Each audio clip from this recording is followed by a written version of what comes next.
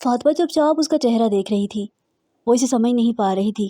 آپ کے والدین نے آپ کے ہر فیصلے کی حمایت کی؟ ہاں، کیونکہ وہ جانتے تھے میں غلط فیصلہ نہیں کر رہی ہوں۔ بہت زیادہ ایثار ہے آپ کے اندر۔ ایثار نہیں ہے، زندگی گزارنے کا سلیقہ ہے۔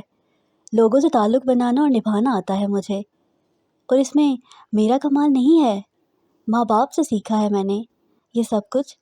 اس کے لہجے میں بلاغ اعتماد تھا۔ آپ بہت خوش قسمت ہیں، اس نے بے اختیار ربیہ سے کہا۔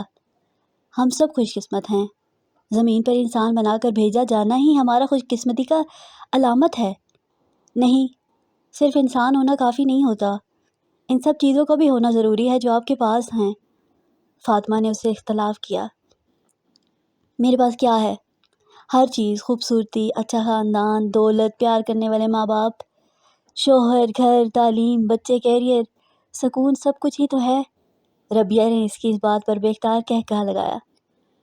لوگ چیزوں کو اس طرح دیکھتے ہیں جس طرح ہم نہیں دکھاتے ہیں۔ میں نے تم سے یہ کہا کہ میں اپنی زندگی اور اس میں موجود چیزوں سے خوش اور مطمئن ہوں، تو تم میری زندگی پر رشک کرنے لگی، مجھے خوش قسمت قرار دینے لگی۔ میں اگر اس کے برعکس تم سے یہ کہتی کہ میں اپنی زندگی سے خوش نہیں ہوں تو تم مجھ پر ترس کھاتی۔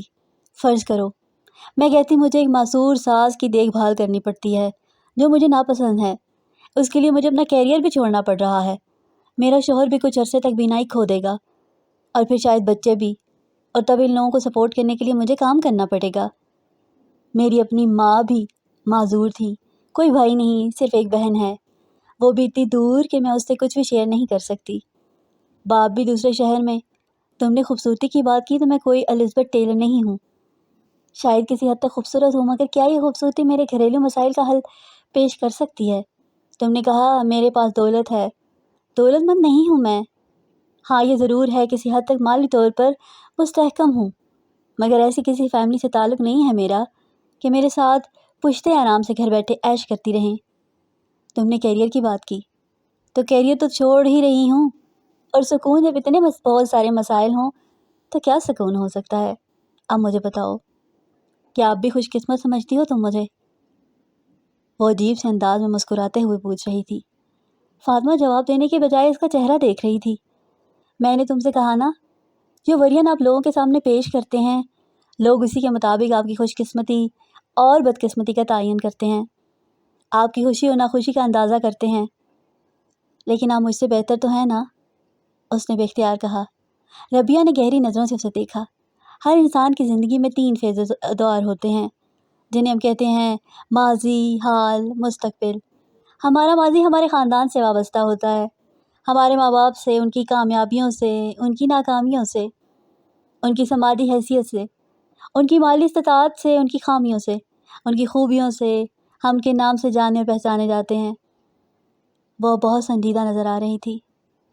پھر ہمارا حال شروع ہوتا ہے، ہماری اپنی شخصیت، ہماری خوبیاں، ہماری خامیاں، ہماری خوبصورتی یا بدصورتی، ہمارا علم، ہمارا کیریئر، پھر وہ شخص جو ہماری زندگی میں آتا ہے، اگر آتا ہے تو۔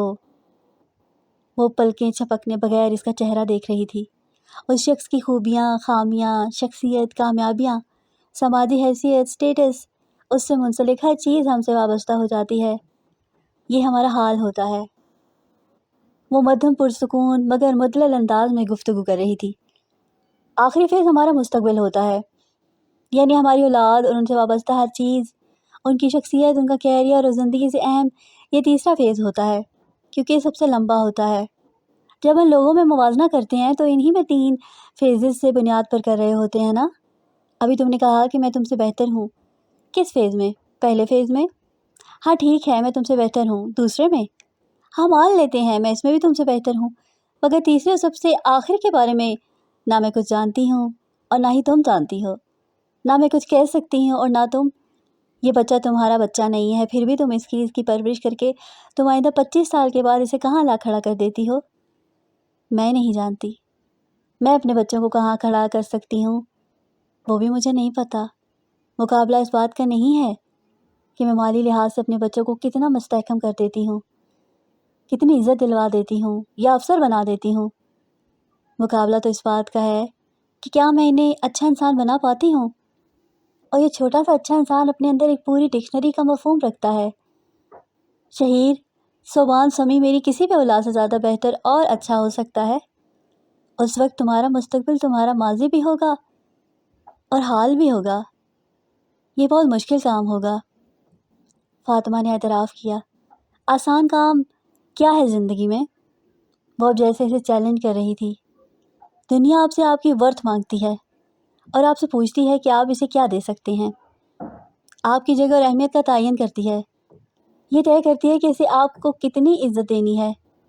اگر دنیا کی یہ احسان فرموشی آپ سب کے لیے کچھ نہیں کر سکتے تو آپ کو آپ کی ساری خوبیاں سمیت اٹھا کر باہر پھینک دیتے ہیں۔ اور میری کوئی ورتھ نہیں ہے۔ دنیا کو دینے کے لیے میرے پاس کچھ بھی نہیں ہے۔ ابھی یہ بھی نہیں تم کہہ سکتی ابھی تمہیں اپنی پوری زندگی گزارنی ہے۔ ابھی تو تم کو یہ طے کرنا ہے کہ تمہیں عرصہ ورتھ لیس رہنا ہے۔ کامیاب ہونے کے لیے کچھ تو ہونا چاہیے۔ کچھ تو ہوتا ہے، کچھ تو پاس ہونا چاہیے نا۔ خالی ہاتھ کوئی کتنی دیر تک، اور میرے پاس کچھ بھی نہیں ہے۔ ماضی، حال، مستقبل، کچھ بھی نہیں ہے۔ بعض دفعہ مجھے لگتا ہے میں دھند میں کھڑی ہوں، وہاں کوئی نہیں آتا جہاں مجھ کو جانا ہے۔ فاطمہ کو اپنے گالوں پر بہتے ہوئے آنسوؤں کا احساس ہوا۔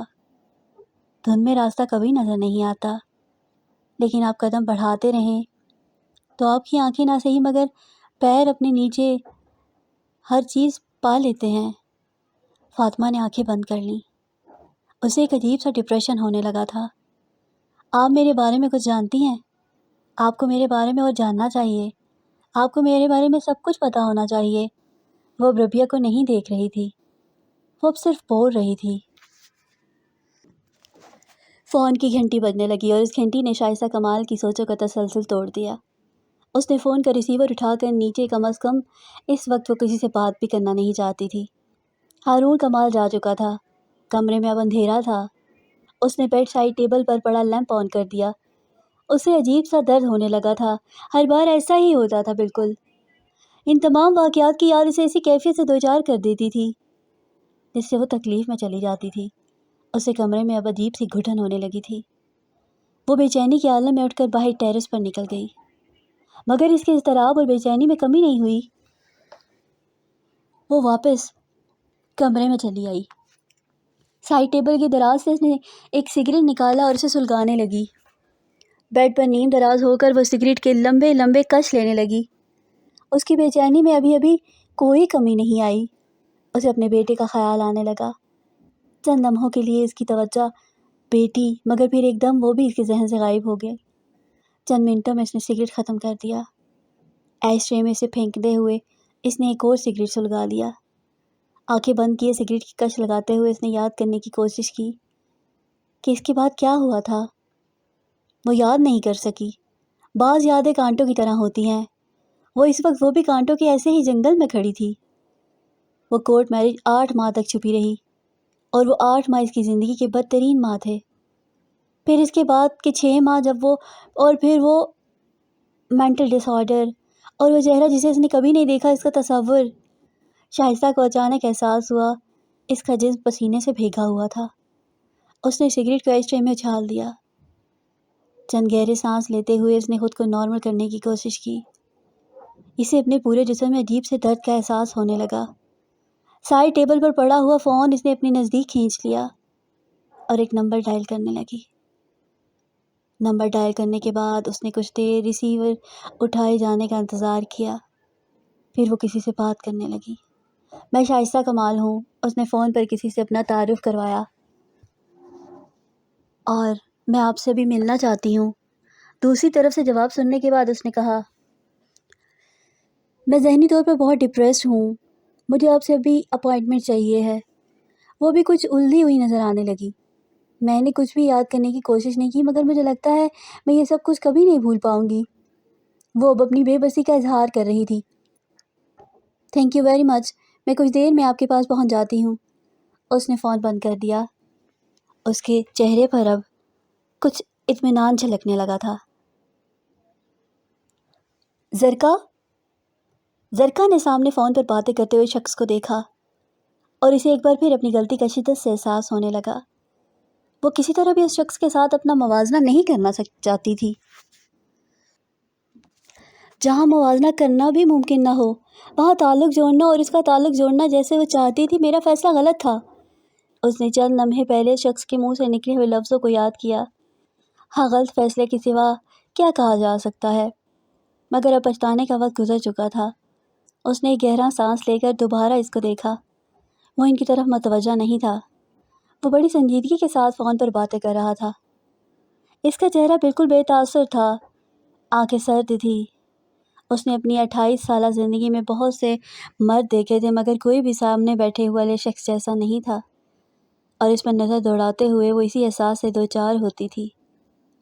اس نے اپنے آپ کو کھنگالنے کی کوشش کی۔ جو کچھ وہ کچھ دیر پہلے سے کہہ چکا تھا، اس کے بعد بھی وہ اسے محسوس نہیں کر پا رہی تھی۔ اس نے دوسری کرسی پر بیٹھی ہوئی اپنی ماں کو دیکھا۔ ان کی پوری توجہ بھی اسی شخص پر مرکوز تھی، مگر زرکا برعکس وہ خاصی اکھڑی ہوئی نظر آ رہی تھی۔ اس کے ماتھے پر بل بآسانی گنے جا سکتے تھے اور ان کی نظروں کی چبھن بھی محسوس کر سکتا تھا۔ وہ اپنے منہ میں دوسرا پان رکھ رہی تھی۔ سامنے ریوالونگ چیئر پر بیٹھا ہوا شخص فون پر بات کرتے کرتے لاشعوری طور پر زرکا کو دیکھنے لگا۔ چند لمحوں دنوں کی نظریں ملیں، پھر برق رفتاری سے اس نے چہرے سے نظر چرا لی۔ زرکا بے اختیار مسکرائی۔ یہ وہی نظر تو تھی جس سے پچھلے 6 سال اسے مفلوج کیا ہوا تھا، ورنہ اس کی قبیل کی عورتیں محبت میں کہاں گرفتار ہوتی ہیں؟ وہ ایسی حماقت تو بالکل بھی نہیں کرتی۔ زرکا نے 5 ماہ پہلے اس شخص کو اپنی کزن شینا کے گھر ایک پارٹی پر دیکھا تھا۔ شینا فلم انڈسٹری کی ایک قدرتی ڈانسر تھی، جس نے پچھلے 2 سال سے اپنے ڈانس نمبر سے فلم انڈسٹری میں ایک طوفان اٹھایا ہوا تھا۔ جس فلم میں اس نے ڈانس شامل ہوتا، باکس آفس پر اس فلم کی کامیابی بھی یقینی ہوتی تھی۔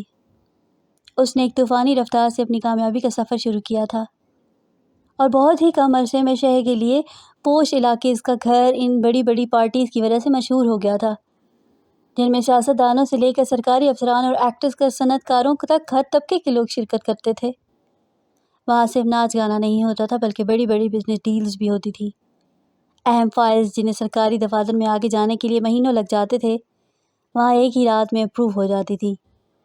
جن وزیروں سے ملنے کے لیے 6 ماہ اپائنٹمنٹ لینا پڑتی تھی، وہاں ہر قسم کے تکلفات کو بالائے طاق رکھتے ہوئے انسجام ملا جا سکتا تھا۔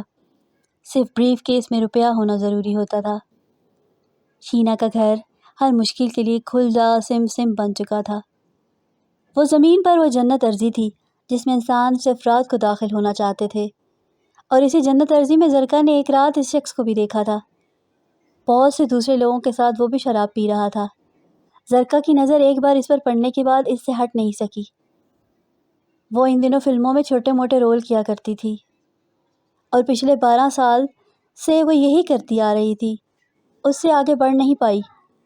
شاید اس کی وجہ یہ تھی کہ وہ ایک بری اداکارہ تھی، یا پھر اس کے چہرے پر ضرورت سے زیادہ بناوٹ تھی۔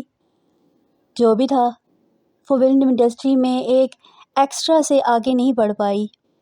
اگرچہ اس کا چہرہ بھی خوبصورت تھا اور جسم بھی، اس کی آواز بھی خوبصورت تھی، وہ اسے لباس پہننے کا بھی سلیقہ بھی تھا، اس کے باوجود اس کی قسمت میں یاوری نہیں کی۔ اس کی تمام کزنز اس طرح کی فلمز میں چھوٹے چھوٹے رول کرتے آہستہ آہستہ لائم لائٹ میں آنے لگی تھی۔ اگرچہ ان میں سے کوئی بھی شینا جیسی طوفانی مقبولیت حاصل نہیں کر سکتی تھی، مگر زرکا کی طرح گمنام بھی نہیں تھی۔ اور اب ایک لمبے عرصے کے بعد زرکا اپنا شعبہ بدلنے کی کوشش کر رہی تھی۔ ایکسٹرا سے گلوکارہ، گلوکاری اس کے لیے کوئی نئی چیز نہیں تھی۔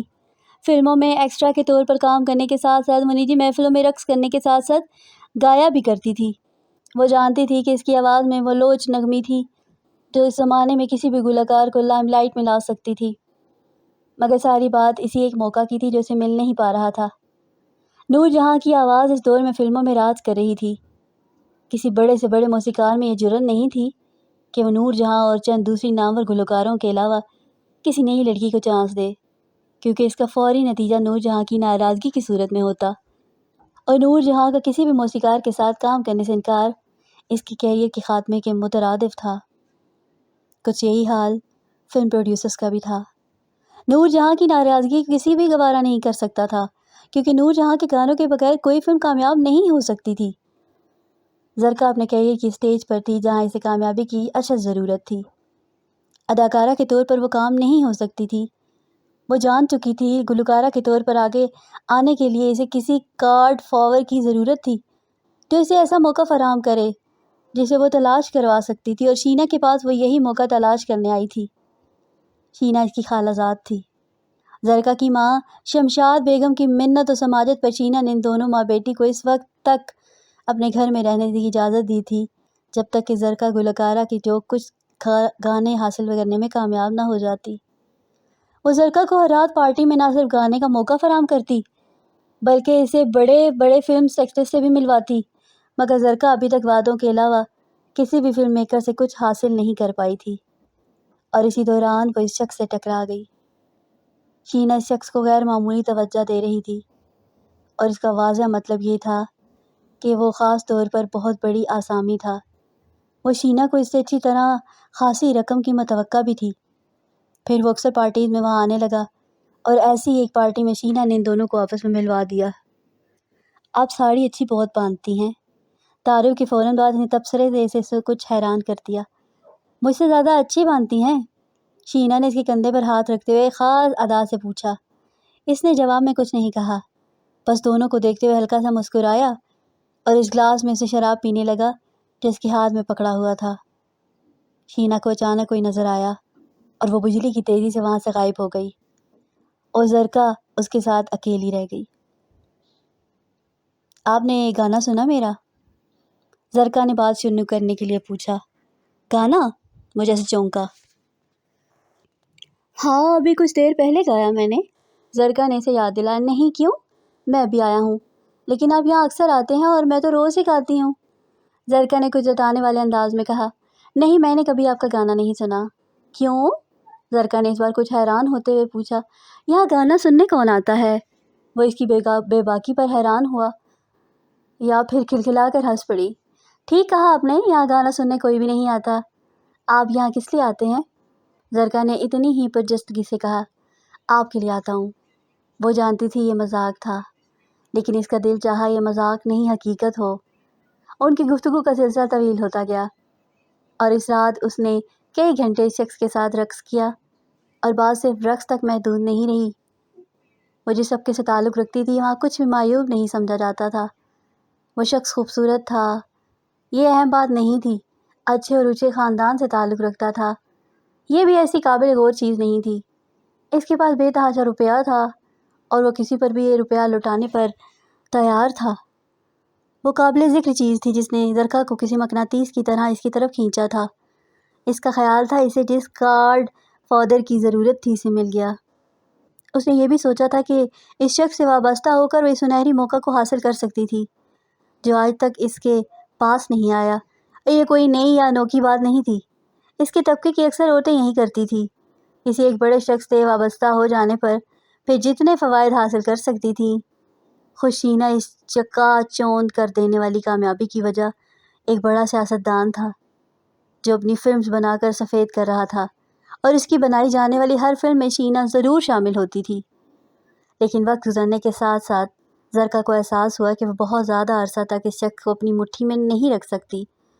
وہ ایک استبل پر بندہ رہنے والا گھوڑا نہیں ہے، اسے ہر جگہ منہ مارنے کی عادت تھی، اور زرکا کو احساس بھی ہو گیا محبت اس طرح گرفتار نہیں ہے جس طرح وہ سمجھ رہی ہے۔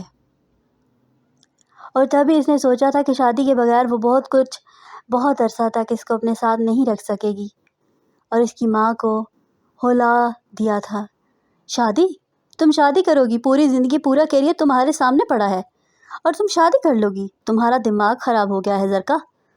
یہ ان کا فوری رد عمل تھا، لیکن پھر زرکا نے اپنی ماں کے سامنے وہ کیلکولیشن رکھنا شروع کی جو وہ اتنے لمبے عرصے تک کرتی آ رہی تھی۔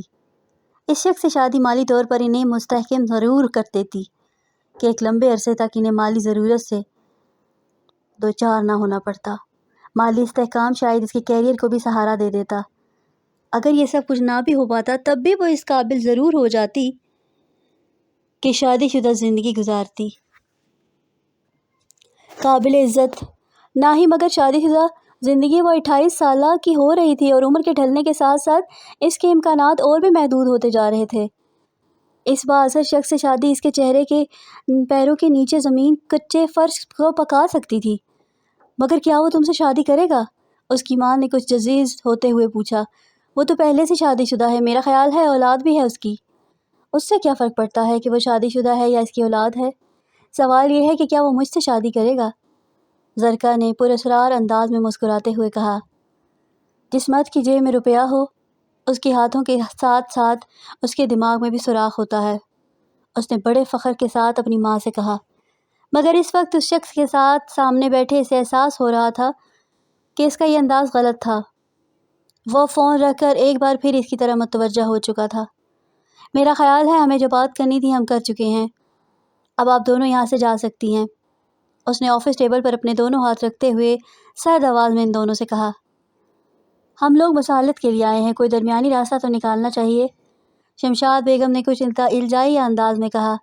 میں نہیں سمجھتا کہ میرے آپ کے ساتھ اتنے قریبی تعلقات ہیں کہ جن کے ختم ہونے کی صورت میں مجھے مصالحت کرنی پڑے، اور درمیانی راستہ تو بہت آگے کی بات ہے۔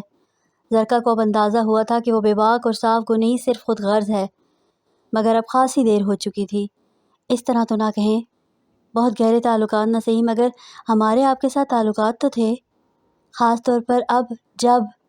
اس نے شمشاد بیگم کی بات کاٹ دی۔ یہ تعلقات تو آپ کی بیٹی کے اور بھی بہت سے مردوں کے ساتھ ہوں گے، ان میں تجدید اور مصالحت کہاں سے ہوتی ہے؟ میں نے جتنا وقت آپ کی بیٹی کے ساتھ گزارا اس کی اچھی قیمت ادا کی، اس سے زیادہ بڑی قیمت جتنی آپ کی بیٹی کی ڈیزیز کرتی ہے۔ قیمت وصول کرنے کے بعد اب آپ مجھ سے اور کیا چاہتی ہیں؟ جس طبقے سے آپ دونوں کا تعلق ہے، اس طبقے کے کچھ بھی اصول ہوتے ہیں۔ اچھی طوائف کا حق کے گلے کا ہار بھی کبھی نہیں بنتی، اور آپ میرے پاؤں کی بیڑی بننا چاہتی ہیں؟ وہ اب عجیب انداز میں مسکرا رہا تھا۔ میں ایک ایسی عورت سے شادی کر لوں جسے کوئی کبھی کسی سکے دے کر خرید سکتا ہو، اور صرف شادی نہ کروں، ایسی عورت کی اولاد کو اپنی اولاد بھی تسلیم کروں۔ What a joke! کیا مذاق ہے یہ؟ کیا میں آپ دونوں کو شکل سے اتنا بے وقوف لگ رہا تھا کہ آپ نے اپنی باقی سارے گاہکوں کو چھوڑ کر یہ مصیبت میرے گلے میں ڈالنے کی کوشش کی؟ یا پھر آپ لوگوں کا طریقہ واردات ہی یہ ہے؟ یہ جھوٹ نہیں ہے، سچ ہے۔ زرکا، واقعی تمہارے بچے… اس بار اس نے بڑی بے رحمی سے اس کی بات کاٹی۔ آئی ڈیم کیئر کہ وہ کس کے بچے کی ماں بننے والی ہے۔ مجھے نہ کوئی ضرورت ہے نہ بچے کو۔ آپ کی یہ غلط فہمی کیسے ہو گئی کہ میں آپ کی بیٹی کی اولاد کو اپنی اولاد تسلیم کر لوں گا اور اس کے نتیجے میں اسے شادی بھی کر لوں گا؟ یہ کوئی فلم نہیں ہے، زندگی ہے۔ جو عورت شادی کے بغیر یہ رسک لیتی ہے، اس کی اولاد اس کی ہی ہوتی ہے۔ اسے اس کا باپ ڈھونڈنے کی بیوقوفی نہیں کرنی چاہیے۔ یہ میرا بچہ ہوتا تو میں اسے کبھی اپنی اولاد تسلیم نہیں کرتا۔ اس کا ابارشن کروا دیں، یا کسی یتیم خانہ کو دے دیں، یا پھر پال لیں۔ آپ کو آزادی ہے، جو چاہیں کریں۔ آپ عورتوں کے لیے یہ سب چیزیں بنی نہیں ہیں۔ بہت اچھی طرح ہینڈل کر سکتی ہیں آپ ایسے معاملات کو، مگر دوبارہ میرے پاس آنے کی ہمت مت کیجیے گا۔ وہ اب اپنے والیٹ میں سے کچھ کرنسی نوٹ نکال رہا تھا۔ وہ رقم اس نے شمشاد بیگم کے سامنے میز پر پھینک دی۔ یہ کچھ رقم ہے، ضرورت ہو تو لے جائیں، اگرچہ مجھے آپ کو یہ نہیں دینی چاہیے۔ اب آپ لوگ جا سکتی ہیں، مجھے کوئی ضروری کام ہے۔ شمشاد بیگم نے میز پر پڑے نوٹ اٹھا لیے۔ مزید کچھ کہے بغیر وہ دونوں وہاں سے نکل آئیں۔ دروازے سے باہر نکلتے ہوئے زرکا نے ایک بار مڑ کے اسے دیکھا، ایک بار پھر فون پر کسی سے باتیں کر رہا تھا۔ اس لمحے اسے پہلی بار خود سے نفرت محسوس ہوئی، اپنے آپ سے، اپنی ماں سے، زندگی سے، سامنے بیٹھے ہوئے اس شخص سے، اپنے جسم پر لپٹی ہوئی ساڑی سے جس نے اسے اس کی نظروں کا مرکز کیا تھا، اور اس شخص کی اس اولاد سے جو ابھی تک اس دنیا میں نہیں آئی تھی۔ نفرت کا وہ لمحہ اس کے پورے وجود کو کھا گیا تھا۔ شائستہ سائیکالوجسٹ کے سامنے کاؤچ پر بیٹھی ایک طویل عرصے سے وہ اس پارسی ڈاکٹر کے زیر علاج تھی۔ ایک ماہ کے ایک دن ایسا ضرور ہوتا جب اس کا ڈپریشن اور احساس جرم ناقابل برداشت ہو جاتا تھا۔ وہ اس وقت اسی کی سے دعا کی طرف بھاگا کرتی تھی۔ بعض دفعہ مجھے اپنا بیٹا اچھا نہیں لگتا، میں اسے دیکھتی ہوں اور مجھے یوں لگتا ہے جیسے اس سے الجھن ہونے لگتی ہے۔ کیوں؟ آپ جانتے ہیں آپ اس سے نفرت نہیں کرتی۔ نہیں، آپ اس سے محبت کرتی ہیں۔ پتہ نہیں، وہ آپ کا بیٹا ہے، جانتی ہوں، اکلوتا بیٹا۔ وہ اس بار ڈاکٹر کی بات پر خاموش رہی۔ وہ آپ کا اکلوتا بیٹا ہے؟ وہ اس بار چلائی۔ جانتی ہوں۔ کتنی بار کہیں گے پھر بھی؟ مجھے وہ اچھا نہیں لگتا۔ آپ اس کے بجائے کسی اور چیز کو دیں۔ وہ بری طرح جھنجھلا رہی تھی۔ مسز ہارون، آپ سب کچھ بھلا دیں۔ وہ سب کچھ بہت پیچھے رہ گیا ہے۔ اب آپ کی زندگی میں سے نئی چیزیں ہیں۔ کبھی آپ نے اندازہ لگانے کی کوشش کی ہے؟ وہ اب بھی خاموش تھی۔ آپ کا شمار اس شہر کی خوبصورت ترین عورتوں میں ہوتا ہے، آپ یہ بات جانتی ہیں؟ شائستہ کے چہرے پر پہلی بار ایک مسکراہٹ ابھری۔ شہر کے بڑے صنعت کار گھرانے کی بہو، ایک چاہنے والے شوہر کی بیوی۔ اس کی مسکراہٹ گہری ہوتی گئی۔ شہر کی ہر تقریب میں جس کا انتظار کیا جاتا ہے اور جہاں وہ چلی رہے وہاں اس کے علاوہ کسی دوسری عورت کو دیکھا جاتا ہے، نہ سراہا جاتا ہے۔ ڈاکٹر سدھو مدھم اور پرسکون انداز میں بڑی مہارت کے ساتھ گفتگو کر رہے تھے، جس کے پاس کوئی پچھتاوا نہیں ہے۔ شائستہ کی مسکراہٹ غائب ہو گئی۔ ڈاکٹر سدھو نے اپنی گفتگو جاری رکھی۔ ہر غلطی ماضی کا حصہ بن جاتی ہے، اور ماضی یاد رکھنے کے لیے ہوتا ہے، نہ ہی پریشان ہونے کے لیے۔ جو چیز تکلیف دہ ہو جائے اسے بھلا دینا چاہیے، مگر مجھے وہ سب کچھ بھلانا بہت مشکل لگتا ہے۔ اس نے اپنی بے بسی کا اظہار کیا۔ کوشش کرنے سے سب کچھ ممکن بنایا جا سکتا ہے شائستہ۔ میں کوشش کرتی ہوں، مگر کچھ چیزیں مجھے ہر وقت وہ سب کچھ یاد دلا دیتی ہیں۔ آپ ان تمام چیزوں کو اگنور کرنے کی کوشش کریں جو آپ کو ان تمام واقعات کی یاد دلاتی ہیں۔ میں اگنور نہیں کر سکتی۔ اس نے اپنی بے بسی کا اظہار کیا۔ کیوں؟ وہ کیا ہے جسے آپ اگنور نہیں کر سکتی؟ ڈاکٹر نے نرم آواز میں پوچھا۔ کمرے میں خاموشی رہی۔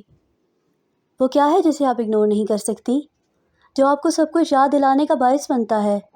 ڈاکٹر سدھو نے نرم آواز میں اسے ایک بار پھر سوال دہرایا۔ ہارون کمال، شائستہ نے ایک طرف طویل خاموشی کے بعد کہا،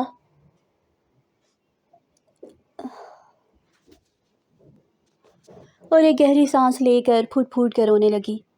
مجھے اس سے وہ اپنی بات مکمل نہیں کر سکی۔ کمرے میں انٹر کام بجنے لگا۔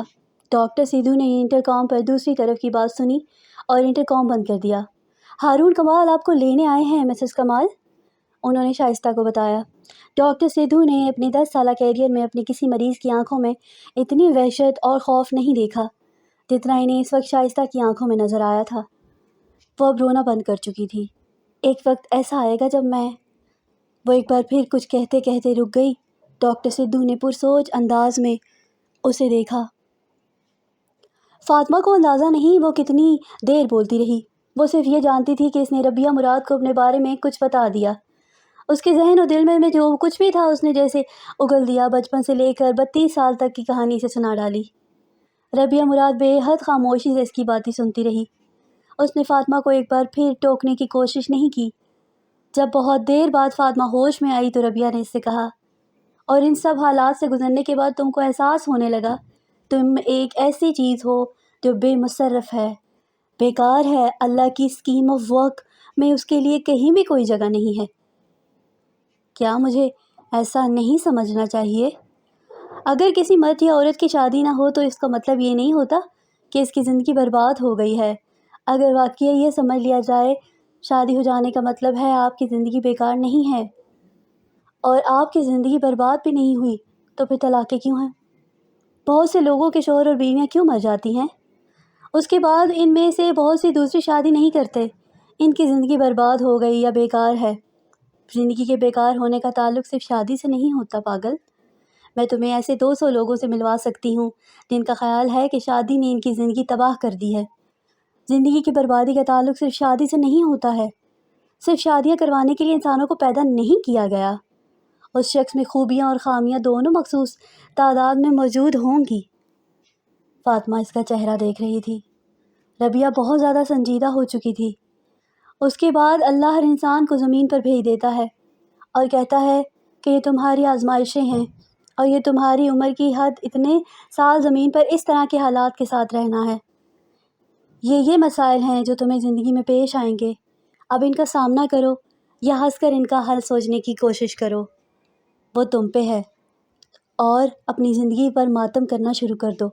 یہ سب تمہارے ہاتھ میں ہے۔ بہرحال تم کو اس سب کا سامنا تو کرنا ہی ہے۔ جن لوگوں کی شادی ہو جاتی ہے ان کے لیے آزمائشیں اور طرح کی ہوتی ہیں۔ ہم زندگی کے امتحانی کمرے میں بیٹھ کر پیدائش سے موت تک مختلف قسم کے ٹیسٹ دینے کے علاوہ اور کچھ بھی نہیں کر سکتے ہوتے۔ ہر ٹیسٹ کا دورانیہ بالکل الگ ہوتا ہے۔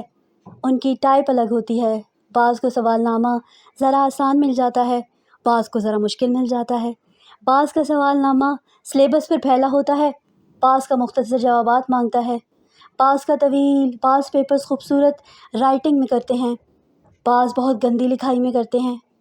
مگر ایک بات تو طے ہے کہ ہم سب پیپرز ہی دے رہے ہوتے ہیں۔ پیپرز کیسے بھی کیوں نہ ہوں، ان کا مارکر ایک ہی ہوتا ہے۔ اس کے پاس ہمارا پورا پروفائل ہوتا ہے، ہمارے سارے کوائف ہوتے ہیں، ہر ضروری اور غیر ضروری خبر ہوتی ہے ہمارے بارے میں، اور میرٹ پر پوری دیانت کے ساتھ ہمیں مارکس دیے جاتے ہیں، اور وہ مارکر اللہ ہے۔